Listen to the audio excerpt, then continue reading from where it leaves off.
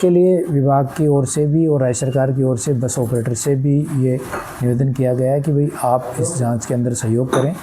और बस की जो भी बॉडी है उसको कोड के अकॉर्डिंग कर लें, क्योंकि राज्य सरकार किसी भी तरह का जो लोगों की सुरक्षा के साथ खिलवाड़ वो बर्दाश्त नहीं करेगी। आपने इस मामले में कुछ जांच करी सर? हादसा किस वजह से हुआ, क्या कारण रहा, ये कुछ जांच करी आपने? हाँ, अब देखिए हादसा ये है कि जो आग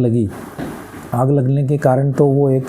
अलग एंगल है कि वो किस तरह से लगी है, लेकिन एक बार आग लगने के बाद में उसमें आगे जो होना चाहिए था कि भाई सुरक्षा के इंतज़ाम कैसे हैं, उसमें से इमरजेंसी एग्जिट,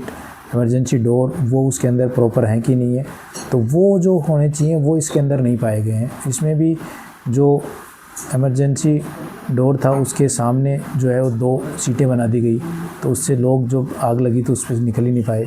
इसी तरह से पीछे जो एग्ज़िट होता है उसको भी जो है वो इस तरह का बनाया, छोटा बनाया और वो खुल ही नहीं पाया, तो ये इस तरह की इसमें काफ़ी समस्याएं हैं। दूसरा, इसको बस को जितना इसको अलाउड था लंबाई उससे ज़्यादा इसको लंबी बना के और एक्स्ट्रा स्लीपर और सीटें इसमें बना दी गई। दूसरा, जो इसमें मटेरियल का इस्तेमाल हुआ, जो पर्दे थे वो सब इस तरह के थे कि वो ज्वलनशील ज़्यादा थे, तो इससे बस का आप देखेंगे तो बॉडी केवल ऊपर से ज़्यादा जल गई और नीचे टायर इंटैक्ट हैं और नीचे काफ़ी जो डिग्गियाँ बनी हुई हैं उनमें डिग्गियों में आधों के अंदर सामान इंटैक्ट है, केवल एक पीछे की डिग्गी उसमें जली है। पटाखे की बात यह है कि पटाखे जो इसमें हैं वो एज इट इज़ रखे हुए हैं, उसमें कोई एक बैग रखा है पटाखे का, लेकिन वो पटाखे जले नहीं है, पटाखे इंटैक्ट रखे हैं। एक बैग था? हाँ, बैग है और वो पटाखे अभी भी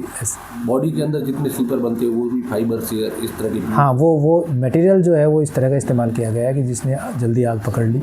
और उससे वो बिल्कुल आग का गोला बन गया। अब ऐसे हादसा नहीं, कितनी सख्ती करेंगे आप? हाँ, सख्ती, इसमें पूरी सख्ती राज्य सरकार की रहेगी और ये मौका भी ऐसा है कि जिसके अंदर हम सब अपने घर को ठीक करें, तो इसके लिए यही है कि हम परिवहन विभाग पूरी तरह से इसमें तत्पर है कि भाई जो प्रक्रियात्मक सुधार कर सकते हैं विभाग के स्तर पे भी, चाहे ऐसी और जो मैन्युफैक्चरर के स्तर पे है कि वे बस बॉडी बने तो वहाँ ठीक से बने, फिर वो हमारे पास रजिस्ट्रेशन के लिए आए तो उसमें रजिस्ट्रेशन प्रॉपर हो उसका, और फिर आगे भी जब वो सड़क पर चले तो उसका समय समय पर किस तरह से जाँच की जाए कि वो अगर उल्लंघन में है तो वो रोड पर चल नहीं पाए। चित्तौड़गढ़ के 2 अधिकारियों को सस्पेंड किया गया, क्या मतलब आपको क्या लगता है, क्या गलती रही है? नहीं, इसमें क्या है कि जैसे इसमें क्या होता है कि अगर बस का चेचिस आया और बस बॉडी मैन्युफैक्चरर ने बॉडी बनाई है, इस केस में ऐसा ही था कि बस बॉडी मैन्युफैक्चरर जो जोधपुर का है उसने बॉडी बनाई, फिर ये रजिस्ट्रेशन जो है वो उन्हें चित्तौड़ में गई है। चित्तौड़ में जब जहाँ भी पंजीयन इसका होता है तो उसमें वहाँ का जो इंस्पेक्टर होता है उसकी वो ड्यूटी होती है कि वो मौके पे इसको गाड़ी को वेरीफाई करे कि ये प्रॉपर अकॉर्डिंग टू नॉर्म्स है कि नहीं है। तो वो चूँकि उसने वेरीफाई गलत किया, जो पहली बात तो जो मैन्युफैक्चरर ने टाइप डिज़ाइन दी वो भी गलत दी,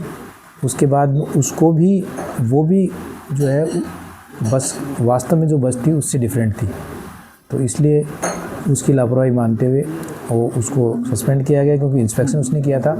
और डीटीओ उस दिन चूँकि जो दूसरे डीटीओ का जिसके पास चार्ज था वो भी नहीं था, तो डीटीओ का काम भी उस इंस्पेक्टर ने उस दिन किया था, तो इसको मानते हुए उसको सस्पेंड किया है। सर, अरुणाचल और मध्य प्रदेश की पासिंग बसें राजस्थान में दौड़ती है, टैक्स तो वहाँ चुकाती है, लेकिन जो है हादसे यहाँ होते हैं।